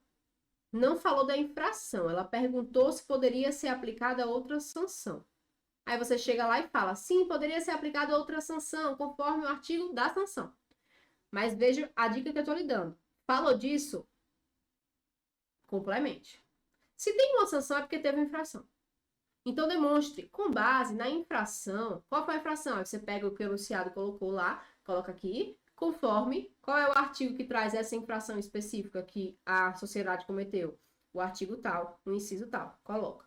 Por conta disso, ele receberá a sanção D. Por quê? As infrações e sanções estão ligadas. 155 e 156 estão ligados.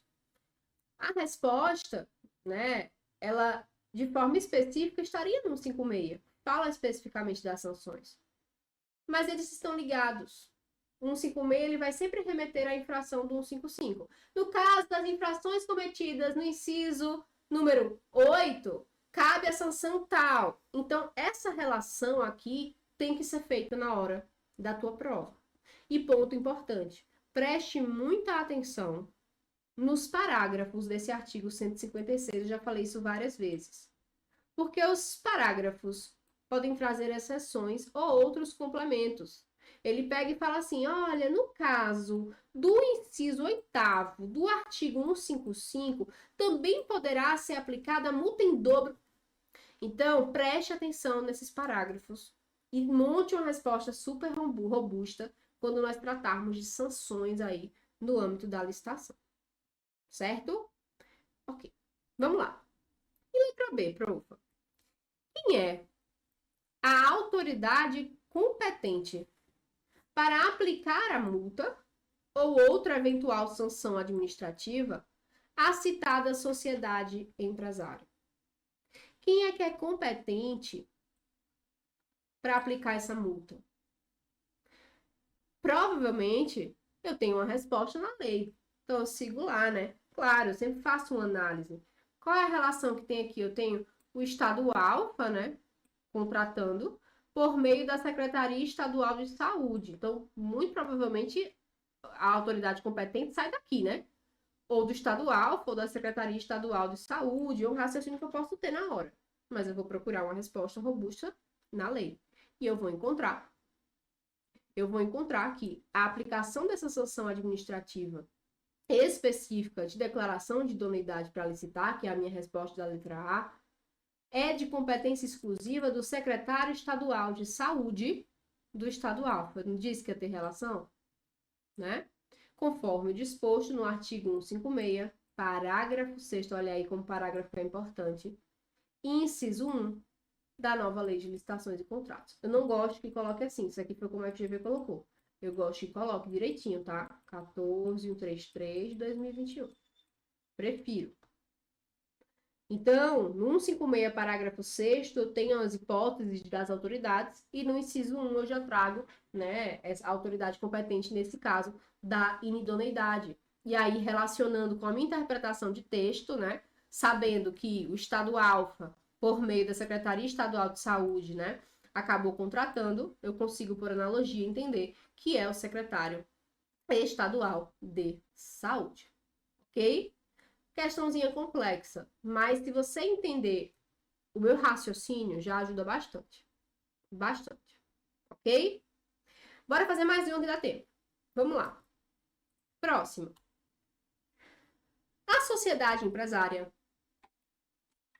Feliz S.A., de capital integralmente privado, sagrou-se vencedora em licitação e formalizou regularmente contrato de concessão de serviço público de metrô.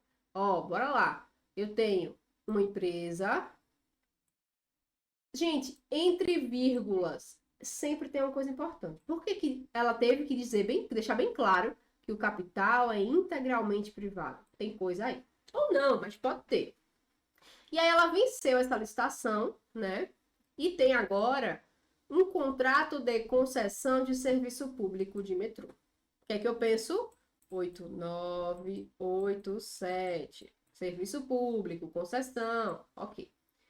Remunerado exclusivamente por tarifa.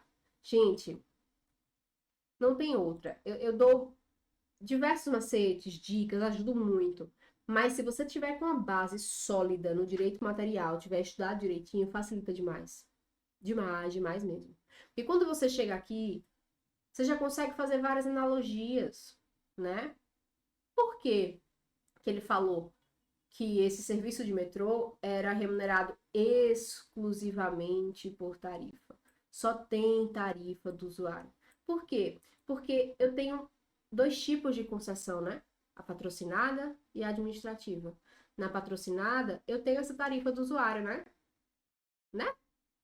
E aí, eu tenho também um patrocínio da administração pública.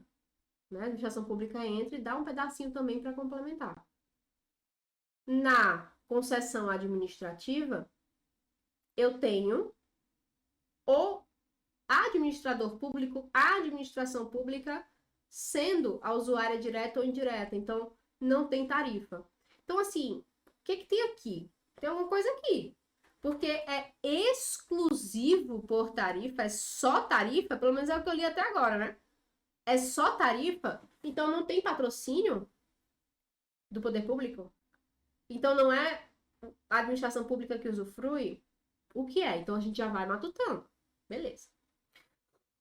No transcurso do aludido contrato, verificou-se a necessidade da contratação de terceiro, ou seja, outra sociedade, para realizar a manutenção dos trilhos, que é a atividade inerente à da concessionária. Mais uma coisa, né? Contratação de terceiro, essa necessidade. Eu posso terceirizar dentro de uma concessão, serviço público? Além disso, vem sendo conjecturado um rearranjo societário, por meio do qual o controle acionário da sociedade feliz passará para outra controladora, diversa daquela que detinha tal controle quando foi vencida a licitação. Tem muita informação aqui, né? Eu já vi 3. Primeiro, cadê? Primeiro, é o contrato de concessão exclusivo por tarifa. Eu não quero dar muito spoiler, porque isso aqui muda tudo, tá? Segundo, eu tenho aqui a contratação de terceirizado. E terceiro, eu tenho um rearranjo societário, né? Tá mudando de controle acionário. Mas vamos ver as perguntas, porque como tem muita, né, muita informação aqui, eu preciso prestar atenção nas alternativas para entender. Vamos lá. Letra A.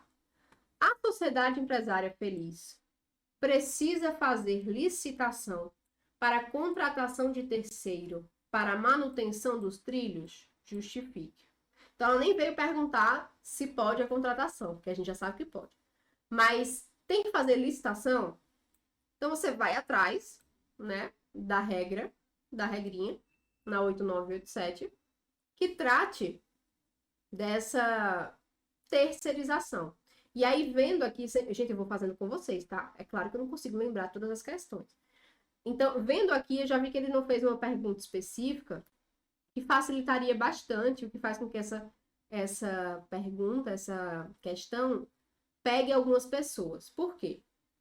Lembra que eu estava falando com vocês aqui sobre esse exclusivo por tarifa? Quando eu fiz a analogia com vocês, a gente viu que não poderia ser uma concessão patrocinada nem administrativa, né? Só que lembra, essa concessão patrocinada e essa concessão administrativa, acho que eu tô em cima, né? Deixa eu sair. Elas fazem parte, elas formam as PPPs, gente. As PPPs, apesar de fazerem parte do serviço público, elas têm uma lei específica, que é a 11.079. Então, quando vocês verificarem no enunciado que se trata de uma concessão patrocinada ou administrativa, provavelmente a resposta está aqui. Você vai ficar correndo na 8987 e não acha. Porque se for uma PPP, tem lei específica. Então, foi por isso que ele disse que era exclusivo por tarifa, porque não tem hipótese de PPP que é exclusivamente por tarifa. Então, é uma concessão comum. E as concessões comuns estão na 8987. Olha só que analogia importante. Conhecimento importante. Beleza? Vamos lá. Então, voltando para a letra A. Ela precisa licitar para contratar um terceiro? Gente, não, né? Não faz o menor sentido. Não. A sociedade empresária feliz, primeiro, ela nem integra a administração pública. Não tem como uma empresa licitar, gente. Ela não precisa fazer licitação para as suas próprias contratações. Ela não está submetida ao regime de fazenda pública. Não, é privada, né? Então, ela não está submetida aos ditames do artigo 37, inciso 21, que traz a regra das licitações. Isso aqui já era uma resposta aceita, tá? Outra resposta aceita seria não, né? Ela pode realizar contratações por meio de regime privado, nos termos do artigo 25, parágrafo 1º e 2º, ou artigo 31, ambos da 8987 de 95. Uma empresa privada, gente, ela não tem que licitar. Não faz sentido, tá? Quem licita é a administração pública. Não faz sentido. E aí eu tenho as regrinhas de licitação no 3721, que a gente nunca pode esquecer da Constituição, mas eu também tenho muitas disposições na 8987. O que a profa gosta? Bota os 2. Esquece esse ou aqui e bota os 2. Ok? Letra B. A transferência do controle acionário da sociedade empresária feliz precisa da anuência do poder concedente? Porque ele fala que essa transferência, ela foi depois, né? Depois que a licitação já foi vencida. Então, o poder concedente, ele precisa anuir. Ele precisa dar anuência para que esse controle acionário seja transferido? Ou, pouco importa, usa o raciocínio, gente. Vocês estão me vendo? Eu tô aqui, né? Usa o raciocínio. Só um pouquinho. Eu não tô dizendo pra você já sair colocando no papel, não, mas tô pedindo pra você fazer isso porque facilita. Poxa, eu acabei de contratar com a administração pública. A administração pública fez uma licitação, um monte de regra, vai pra lá, vai pra cá, documento, nananã, né? Aí eu fecho com a administração pública, consigo fechar e aí do nada eu quero mudar tudo. Quero mudar a galera toda, mudar o controle acionário, muda tudo. Será que a administração pública ela não precisa ficar sabendo disso, não? Porque ela contratou com outras pessoas, ela pode não querer ficar com esse novo controle. É um raciocínio, não tô dizendo que tá certo. E aí você vai atrás de procurar, ok? Esse tipo de raciocínio anterior, ele facilita na construção, porque você está criando o raciocínio jurídico de um advogado. Você não fica limitado só àquilo que traz ali aquele dispositivo. Aí você coloca uma resposta bem pequenininha, só enchendo linguiça no dispositivo. Viaje para o bem, raciocine. Isso te ajuda a robustecer tua questão. Te ajuda a lembrar de um princípio, enfim, te ajuda. Então, gente, a resposta da letra B é sim, claro que sim.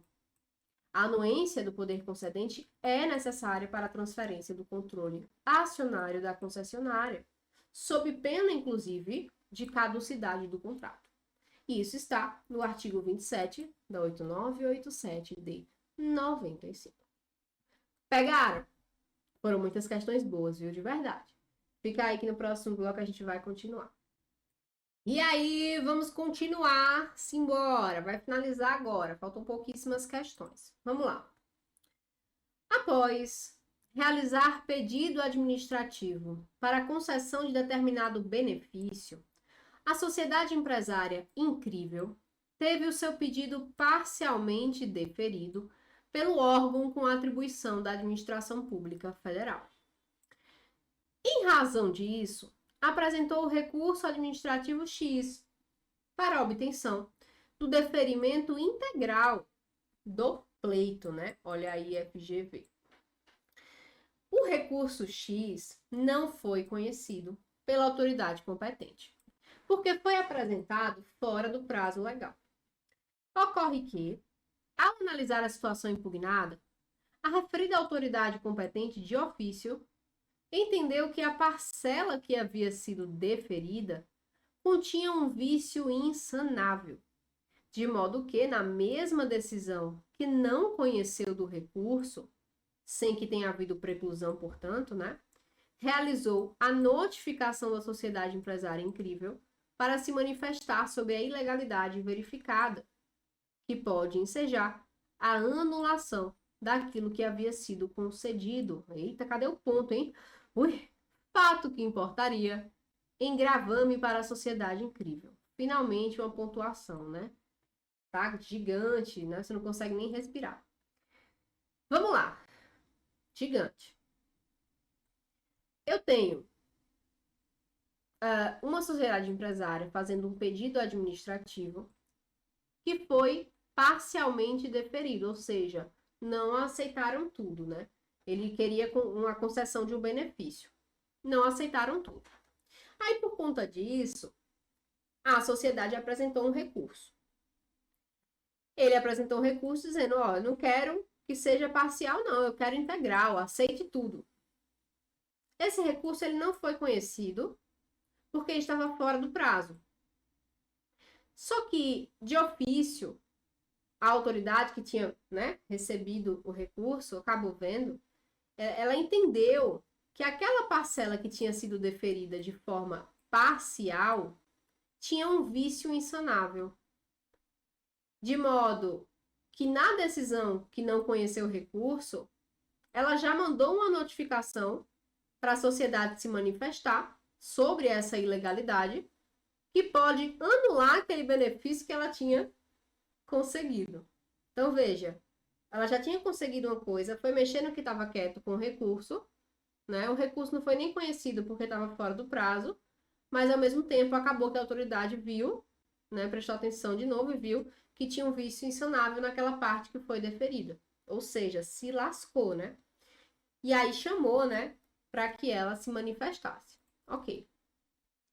Considerando os dados apresentados e que não há legislação acerca do aludido procedimento administrativo específico, responda. Ah, isso aqui é uma beleza, tá, gente? Primeiro, recurso, vício, recurso, pedido administrativo. Eu vou para onde, gente? Recurso administrativo. 9784, não tem para onde ir.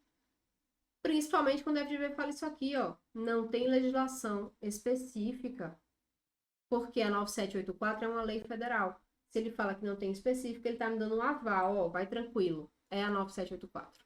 Não viaja. Letra A. Qual é o prazo para a interposição do recurso administrativo X em questão? Eu vou no 9784 e eu procuro as disposições relacionadas a prazo. Qual é o prazo para interpor um recurso administrativo? O prazo é está no artigo 59, 10 dias. Considerando que não há legislação específica, o prazo para apresentar o recurso é de 10 dias, a contar da ciência ou divulgação oficial da decisão recorrida, nos termos do artigo 59 da 9784. Pergunta direta, né? 9784 é pequenininha, dá para chegar. B.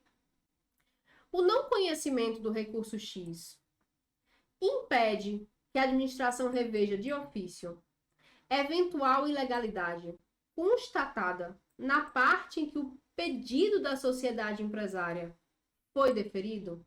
Então, podia ter feito isso ou não? Tinha que ficar intocável. A administração poderia ter revisto essa ilegalidade e, de certa forma, né, vai piorar a situação da sociedade ou não? Ela tinha que fechar os olhos e deixar passar. Procura a resposta, você vai achar que não, né? Não. O não conhecimento do recurso não impede a administração de rever de ofício o ato ilegal. Autotutela, gente, sempre.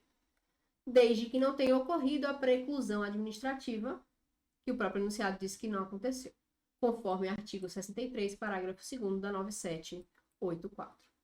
A própria FGV colocou uma observação aceitando também o princípio da autotutela, onde a administração tem o poder-dever de rever os seus atos com vícios insanáveis.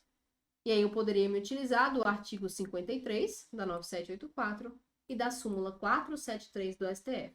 53 da 9784 e 473 do STF andam juntos. Juntinhos. Ok?